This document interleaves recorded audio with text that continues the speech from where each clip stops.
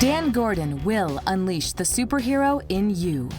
In each episode, Dan will challenge and inspire you to be the greatest version of yourself. Dan takes you into the minds of the world's most innovative thinkers, unlocking their secrets for living fearlessly and achieving massive personal success. So get ready for Shock to the System. Please welcome your host, the coach's coach, Dan Gordon.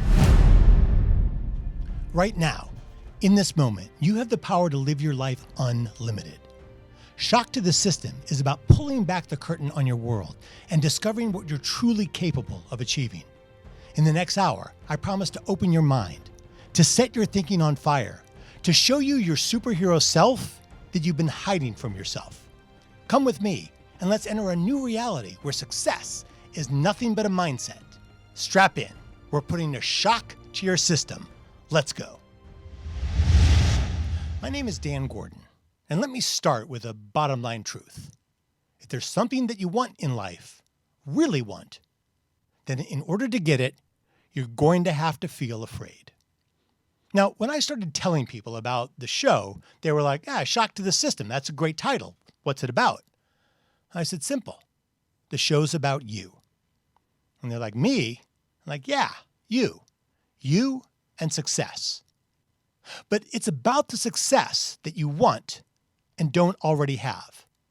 Think of it this way. Imagine right now, you're standing on the edge of a cliff. That's you. That's your life. Now, way over across the gap on the other cliff is everything you want. All that you've been dreaming of, from money to love and everything in between, that's on the other cliff. And the only thing spanning the gap between you and success is an old, dangerous rope bridge. And that bridge is straight up horrifying. You want to cross it, but you don't dare. Now, we've been told in life that it's weak to be scared. So you don't want to admit to yourself that you're too afraid to cross that bridge. Go after what you want. So instead, you make up little stories about why you can't have it. And those stories always start with something like this. Well, I'm just not ready yet. Now, I would, but I don't have the money. I can't right now. I don't have the time. I'm just going to have to think about it. Yeah, I'm going to do it. I'm just being lazy right now. When you say these things, they don't feel like stories because they all make sense. Like if you want a Tesla but don't have the money to buy it, that doesn't sound like a story. It's just the truth. But the truth sounds a lot different when you bump up the urgency. Like, you need a kidney transplant. How would that go? Oh, I'd get that kidney and save my life. I just can't afford it. Would you say, I don't have time for a kidney operation? Or, yeah, I'll get that kidney. I'm just being lazy right now. You see, we'll take any risk to stay alive, but very rarely will we take a risk to truly live. Overcoming the fear of going for what you want in life is like beating an addiction. You can't do it alone. You need help. You need someone by your side who can navigate you every step of the way crossing that bridge.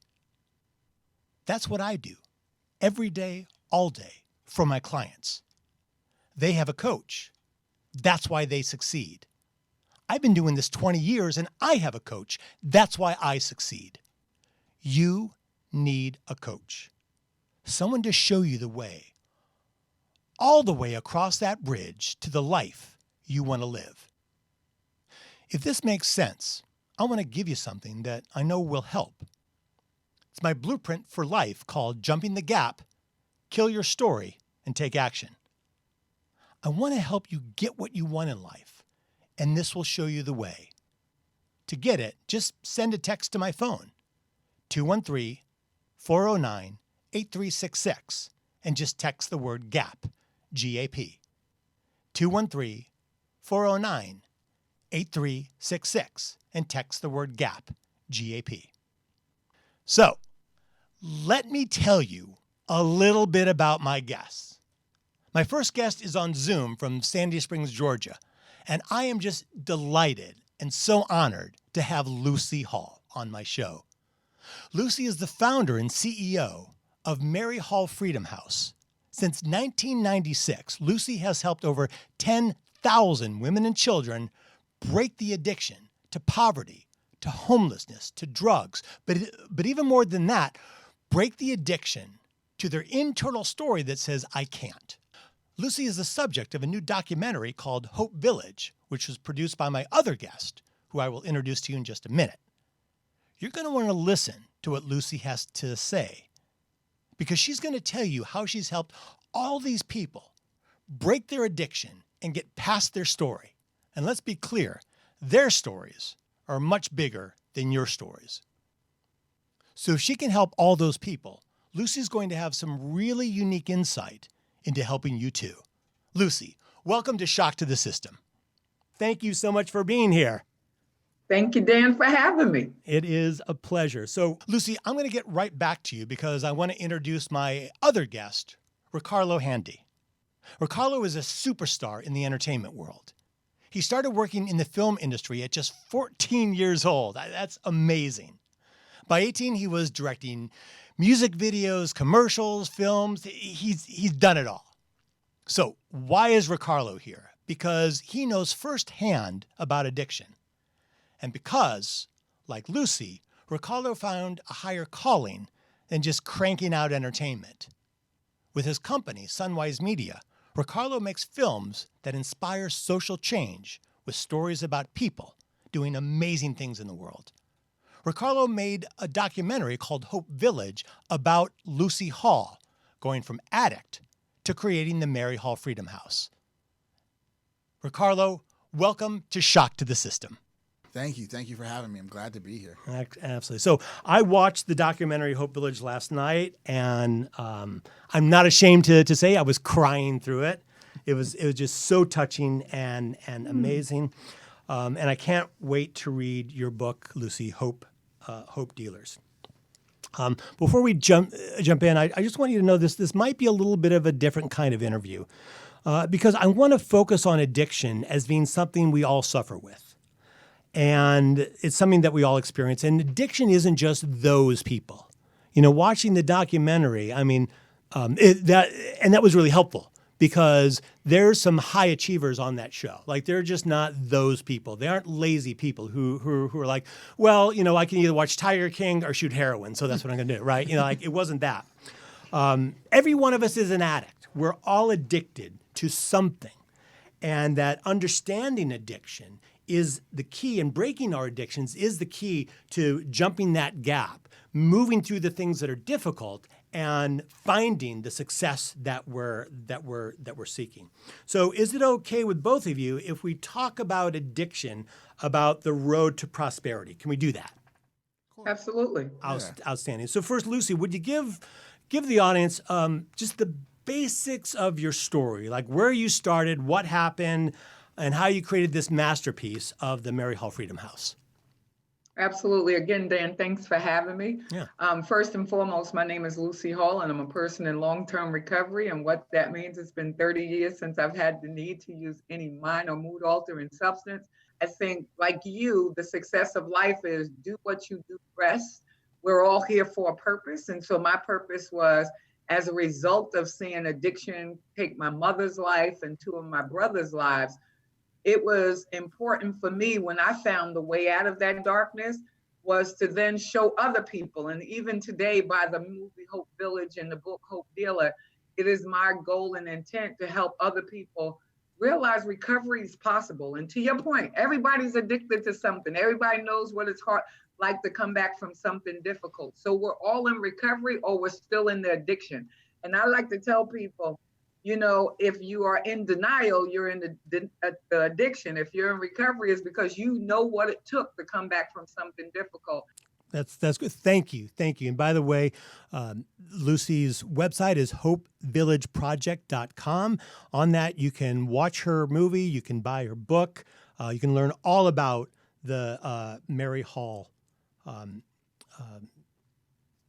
project that she does. RiKarlo, essentially same question. Where did you start? What happened? And how did you create this masterpiece called Hope Village? Yeah, I mean, I think for me, I came to it a whole different pathway. You know, I've always been interested in telling stories, and that's been my gift, you know, for a long time. But this story, I think, was the first time I had a story that was like, no matter if anyone agrees with me, no matter if I can sell it or, you know, make it turn a nickel, you know, into a dollar, you know, I'm gonna just make it happen because it's an important message for the world. And so luckily for me, you know, when I was in my, you know, situation with my father, and you'll learn in the film, you know, I had to lean on Lucy, you know, to understand this process. I think that one of the things that I think, you know, just kind of relating back to, you know, the whole I can't story, that was kind of for me, and this was one of the first challenges I had in life where I didn't know what to do. Like I couldn't Google my way out of it.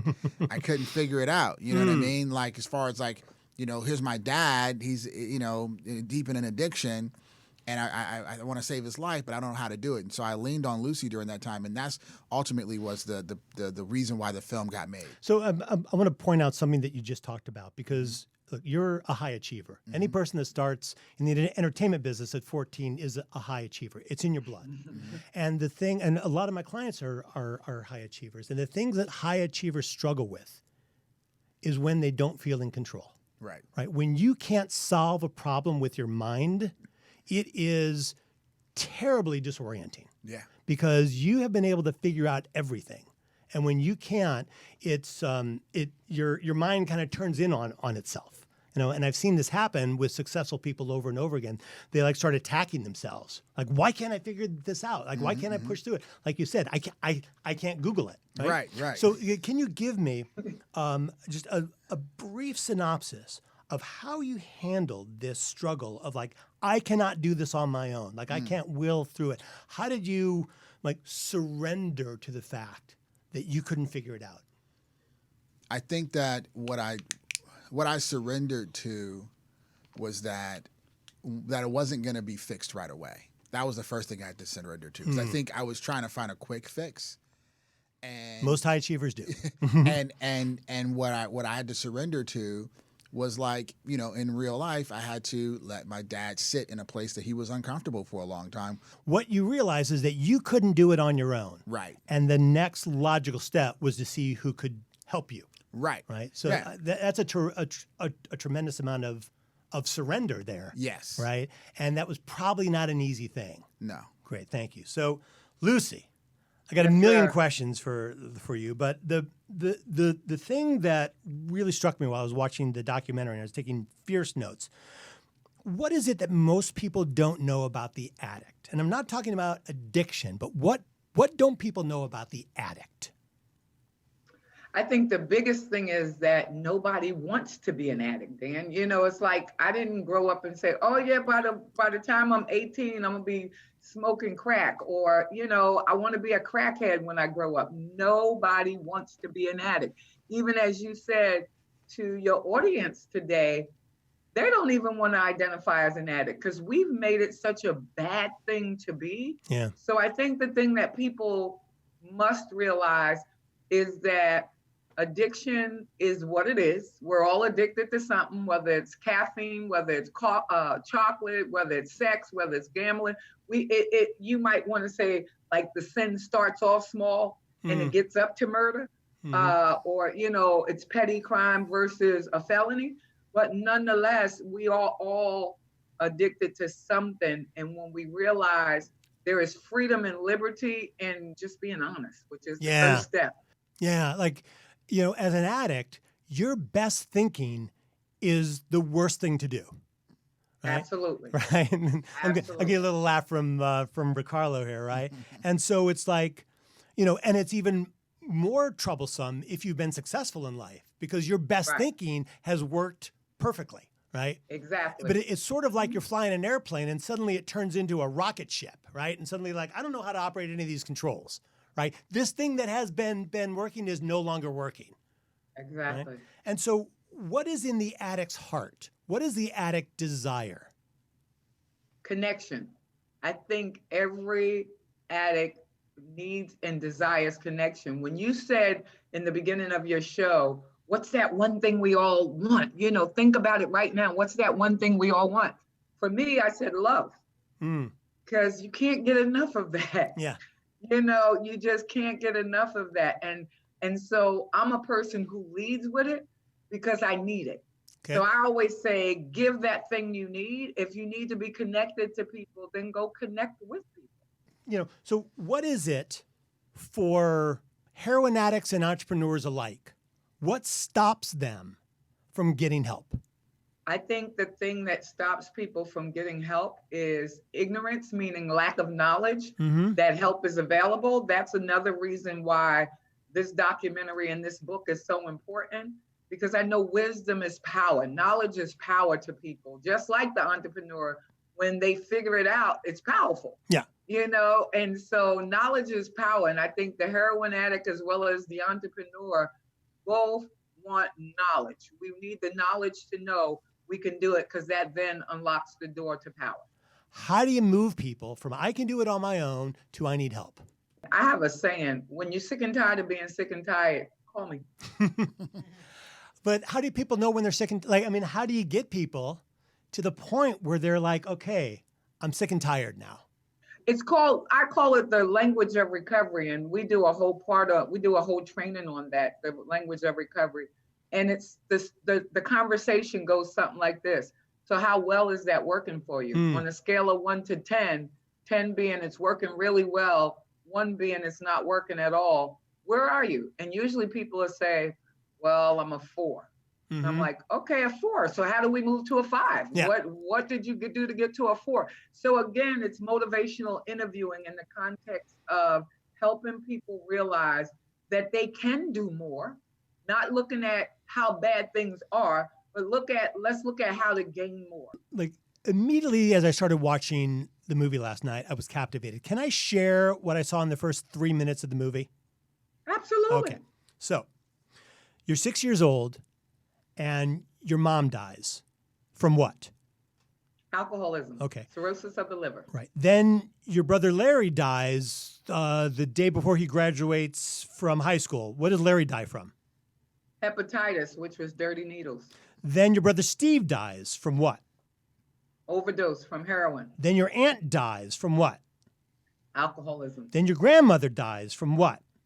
I really don't know, but I believe it was the same. Okay. But there were a lot of people who died by the age of 13, as you just listed. So why not you?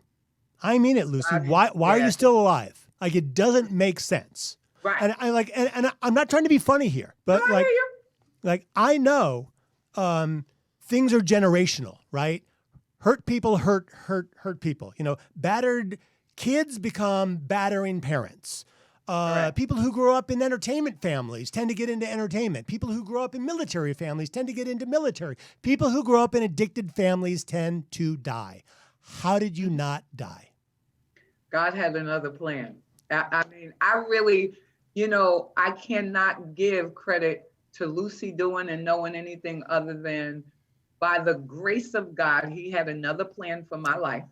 And when I recognized that there was a solution, I got into the solution. That's why I want to hold up recovery in this world.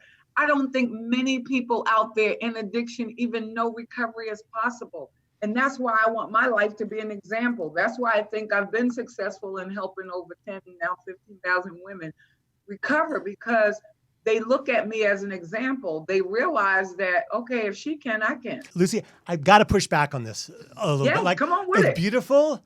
I believe that God intervened in a huge way, but something else happened. Something happened between, because you were using, right? In a big way, like crack, right? Yeah. And look, I've never done crack, but it's got to be great if people are using it, right? And so there was something that said to you, I got to stop doing this. Like, you had to take the first step. And this is really important, Lucy, because this is the first step that entrepreneurs do not take. Like, they're like, man, I want to make more money. I want to be more successful. I want to have this. It's just not working, right? Because they're lost in their addiction. You were lost in your addiction. What happened? What was the spark? You have the right to remain silent. I'm serious. I couldn't imagine you taking my freedom. I just couldn't imagine being locked up. For me, that was the bottom. Right. So something happened in your head that said, wait a second, there could be a different way of living, right? Okay. That's the thing that's really key. And that's what I want to bring to my audience right now. Something happened. Something's going to happen. It's probably already happened, and it's going to happen again, that says there is a different way of living. And this different way of living is going to be difficult. It's uncomfortable. It's unfamiliar, but I'm curious enough about it to try to begin to make a shift. RiKarlo, I so appreciate you're just sitting here. You got your hands over your mouth, but you're ready to explode. Please share. Well, no, I'm just hearing you and hearing Lucy. I know that there's that motivation inside of us that for Lucy, I really do believe it also had to do with her daughter. I know for some entrepreneurs and for me myself, making money is important, but you need to have a little bit something more to motivate you to want to be massively successful at anything. You know what I mean? Like, if you just wanted to get your bills paid, that's not going to be a bit motivation enough to build a big business. Here's the really interesting thing about wants and about addiction. Mm-hmm. When you get what you want, it never seems quite right? Because that thing that you thought that dopamine was telling you this is going to bring me happiness doesn't. I would guess that you thought that the crack was the problem. And I would guess that when you got off it, or when people get clean, they start to realize, oh, wait a second, that actually wasn't the problem. That was just masking the problem. And that now that you're clean, now you actually get to work on the problem. Would you say that's accurate? I would, definitely. Okay. Absolutely. So, like success, like, oh, if I can just have more money, if I can stop worrying about paying my bills, everything will be fine, right? Right. Look at the amount of plastic surgery that goes on in this town, right? Like, okay, if my boobs are bigger, if my butt is perfect, right? If I have, everything's going to be fine. And then they get it, right? And they don't, and it's like, oh, wait a second, that's not it. Right. So what was the thing for you, RiKarlo? Well, like you said, I've been in the business of entertainment my whole life, and I've been able to do a lot of different jobs or have a lot of different successes. And every time I reached one of those pinnacles, I thought that's where I wanted to be. Mm-hmm. And when I got there, it wasn't what I thought it was going to be. And the reward wasn't what I thought it was going to be. So, for example, I've had the pleasure of creating television shows, right? Which is a dream of a lot of people, right? But really what I found, what I wanted was not just to create something for me or have the pat on the back or the attaboy or the award, but I wanted to create some sustainable residual income for my family and create an impact on the world. Why an impact? Why was it important? Well, because the truth is, it's like no matter how much money you make in life or no matter how much success you make in life, that's not the thing that stays here when you're gone. The thing that stays at last, we don't remember Martin Luther King Jr. because he made a bunch of money, right? We remember him because he had an impact that continues to resonate. Mm-hmm. And I think that for me, I came to a realization was that, I could spend my life making a lot of money, but there's a reason why there's certain shows or certain projects I don't do. You know what I mean? I have kind of a standard of what I want to create in the world. Mm-hmm. You know what I mean? And if I have that standard of what I want to create in the world, then I should be figuring out a way to not only do that, but also make money doing it. And that's kind of that whole sacred commerce concept where if I'm going to spend my, 20 hours a day, 100 hours a week, working, you know what I mean? Let's let that time have some value when I'm gone. So in that way, getting clean and making money are essentially the same thing in terms of a goal, right? Yeah. That this is the thing that's going to solve my problems, right? If I can just get off the heroin or the crack or the alcohol, then all the problems are just going to go away, right? If I can just make enough money, right, then all the problems will go away. But both RiKarlo and Lucy, you have been in the position of recognizing that that's not the truth. No. And that's so important for my audience and the people that I work with. because they have to understand that this thing that you want is not going to give you a sustainable sense of feeling good and fulfilled. And purpose. Right. And purpose is key. So, Lucy, how do you infuse people who are just thinking, I just want to get clean, I want to get my kids back, I want to get a car, like all this stuff? How do you shift them from that to going after purpose? One, again, sharing my experience, strength, and hope in the regard to helping people realize we all have a purpose. And usually it's what you're good at, what you would do even if you didn't get a paycheck. What RiKarlo just said, at the end of the day, you know, I could have worked 10 hours, 12 hours today, and I loved every minute of it. Why? Because I knew at the end of the day that it had a purpose. It was helping people. I was moving Mary Hall Freedom House along to a greater purpose. Like, I came to St. Pete, you know, I'm down in St. Pete, like I told you guys. And I thought I was just coming to chill out with my girlfriend. Got here and God said, no, you got another purpose in here. You got to work. So Yes. it really is really helping people to realize what they're passionate about. You know, I think that's important to recognize what you're passionate about, Yes. what your giftedness is. You know, I'm an encourager like you, Dan, when you opened up. I love to encourage people. I love to help people tap into their purpose in life. I'm a hope dealer. I got my bracelet on. I tell people every day, I went from a dope dealer to a hope dealer. Why? Because that's who I am. Lucy, just as a tangent, you said something in the documentary I thought was just great. What is tore up from the floor up? I know I sound incredibly white when I say that, and my apologies. What does that mean? I want to put that into my lexicon. Okay. Tell me how to use that. If a woman needed help right now in Atlanta, where would she go? She'd go to the ER, go to jail, under a bridge, turn a trick.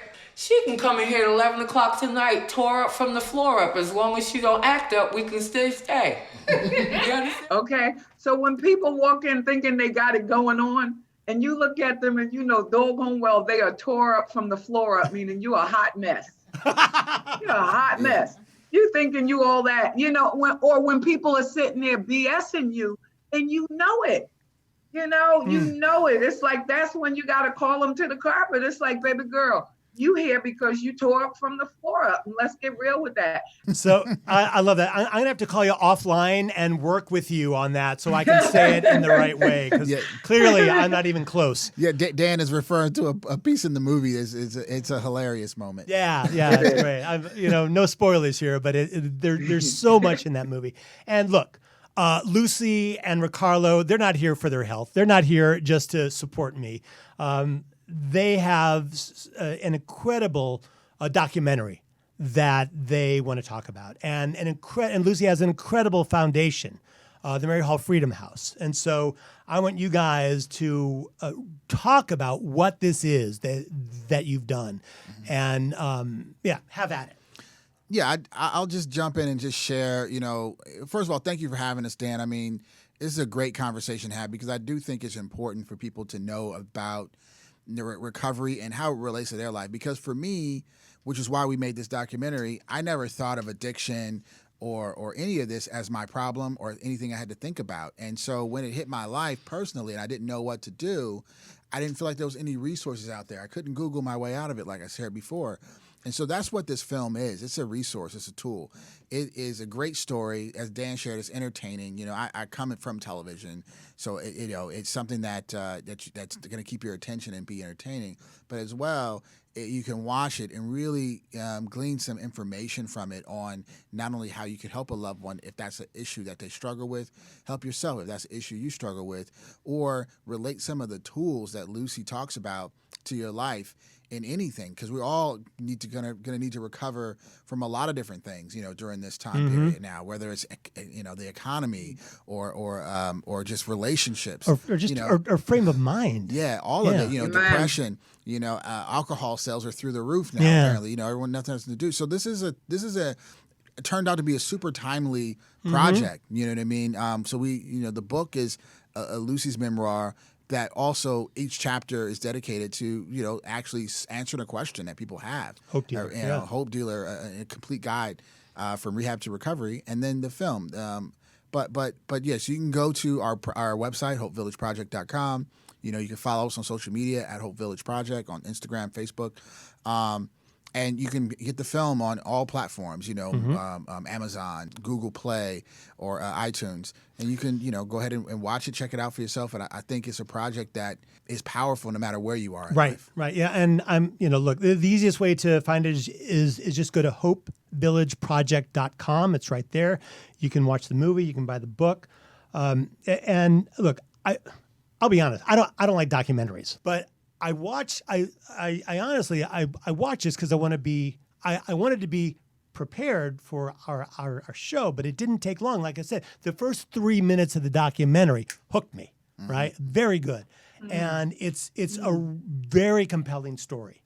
And so I encourage everybody to watch this. It's just a great story. It's not really about addiction. It is really about people, and it's about you.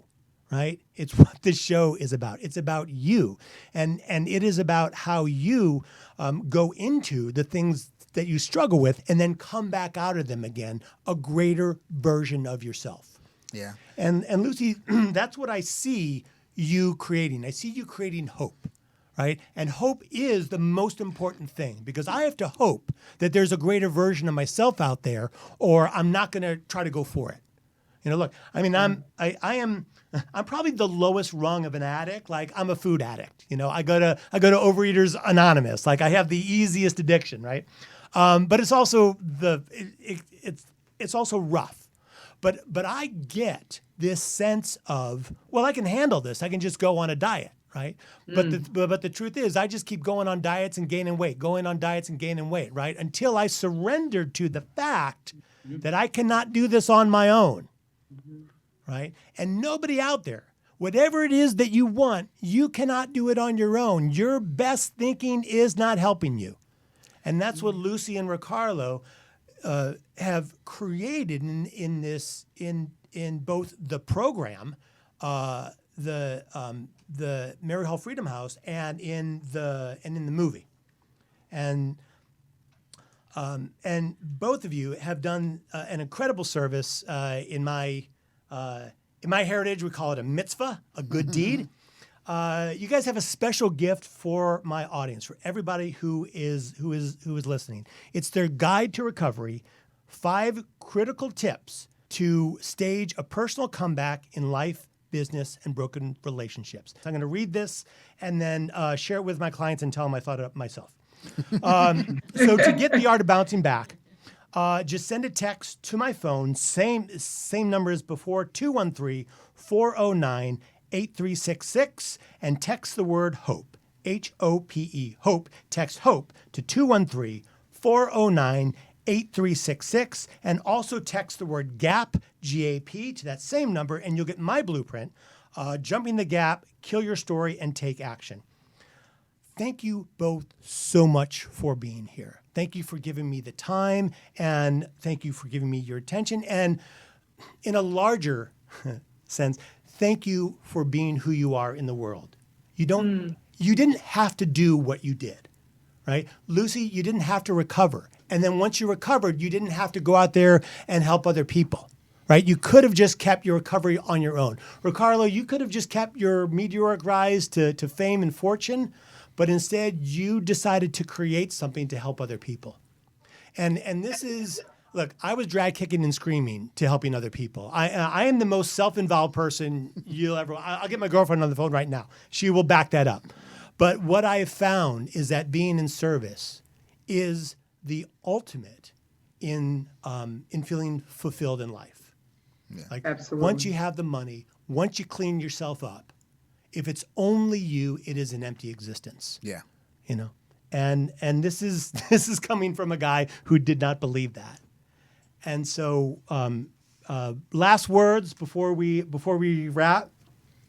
Yeah, I think just in listening to everything that we've talked about, there's one word that kind of came to mind to kind of wrap everything up is accountability. You know what I mean? If you're only accountable to yourself, it's going to be hard to really grow, right? But the more people that you're accountable to and the more you are sharing about what you want to create and getting that help from your community, your family, I think the greater your goals and the easier they'll be to accomplish because you'll have a tribe and community that's holding you accountable. It's tough, right? Yeah. Like it is tough to reach out for help because we have this concept in America of the self-made person, right? The person who forged it out on their own, right?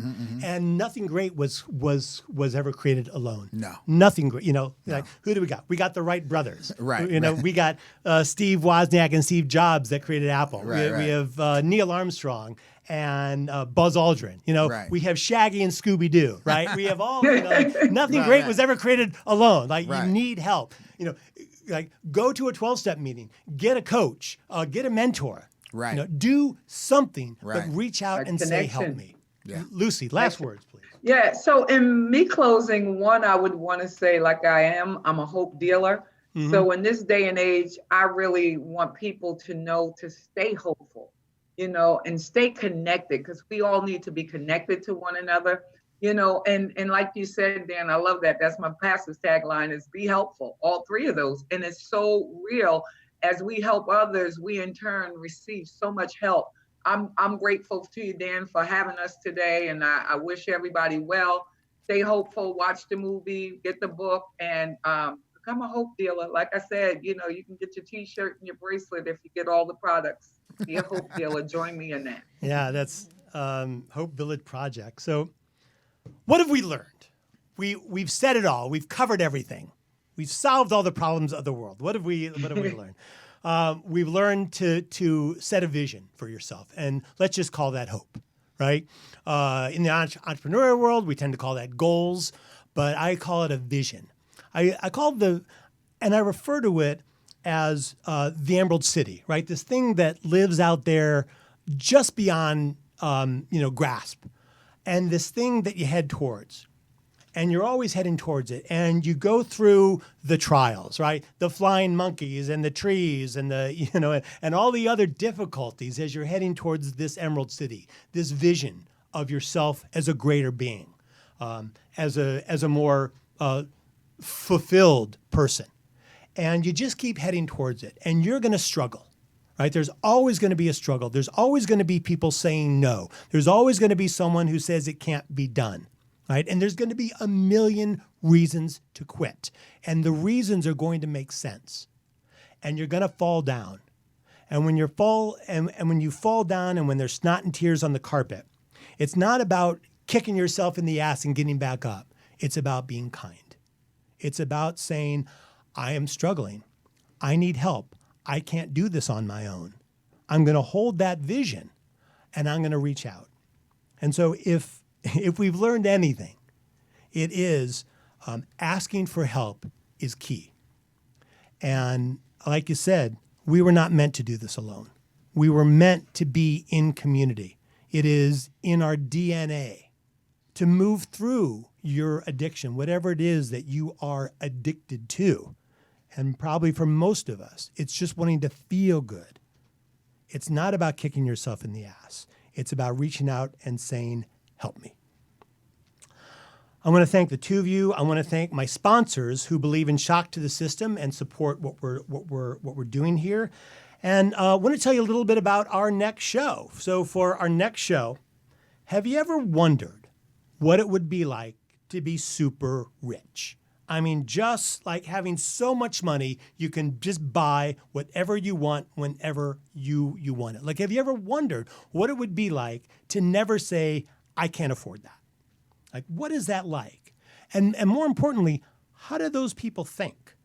Like, what's the mental process that brought them to that wealth? Well, you're going to be really surprised when you find out how people like that think. You're going to be even more surprised to discover that actually you can think that way too. My next guest is a man named John Shin, and John is the author of the book, How Rich Asians Think. And he's the producer of the movie Think and Grow Rich. Now, John is the only person who was allowed to make that movie by the Napoleon Hill Foundation. And if you don't know who Napoleon Hill is, you better listen to the next show. John is a good friend. He's a mentor, and we're super lucky that he's agreed to share his knowledge and his experience with us. And he is the next guest on Shock to the System. You're definitely going to want to listen to that one. Once again, to get Lucy and RiKarlo's book, The Art of Bouncing Back, 5 critical tips to stage a personal comeback in life, business, and broken relationships, text the word HOPE to my phone, 213-409-8366, HOPE, H-O-P-E, 213-409-8366. And while you're at it, to that number, also text the word GAP, G-A-P, and you'll get Jumping the Gap, Kill Your Story, and Take Action. My name is Dan Gordon. You're listening to Shock to the System. Thank you so much for taking the time and the thought to give yourself the boost to live the life that you want to live, living life unlimited. I'll see you next time. If you have some thoughts about this show you'd like to share with us, or if you think you're Shock to the System guest material, send me a text at 213-409-8366. Let me know what you think, or let me know why you think you'd be a great guest for this show. Thanks again for listening. Stay well.